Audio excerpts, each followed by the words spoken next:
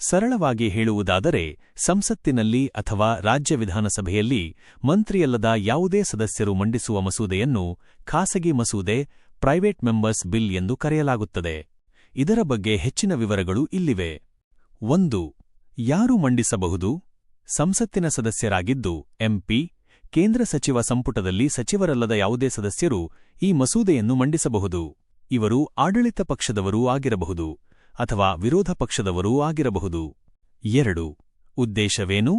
ಸರ್ಕಾರದ ಗಮನ ಸೆಳೆಯಲು, ಪ್ರಮುಖ ಸಾಮಾಜಿಕ ಸಮಸ್ಯೆಗಳ ಬಗ್ಗೆ ಚರ್ಚಿಸಲು ಅಥವಾ ಕಾನೂನಿನಲ್ಲಿ ಬದಲಾವಣೆ ತರಲು ಈ ಮಸೂದೆಗಳನ್ನು ಬಳಸಲಾಗುತ್ತದೆ. 3. ಪ್ರಮುಖ ವ್ಯತ್ಯಾಸಗಳು.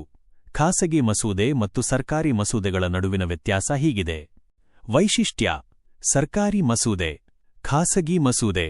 ಮಂಡಿಸುವವರು: ಸಚಿವರು, ಮಿನಿಸ್ಟರ್ಸ್, ಸಚಿವರಲ್ಲದ ಸದಸ್ಯರು. ನೋಟಿಸ್ ಅವಧಿ: 7 ದಿನಗಳು, 1 ತಿಂಗಳು. ಅವಕಾಶ: ವಾರದ ಯಾವುದೇ ದಿನ, ಸಾಮಾನ್ಯವಾಗಿ ಶುಕ್ರವಾರ ಮಧ್ಯಾಹ್ನ ನಂತರ.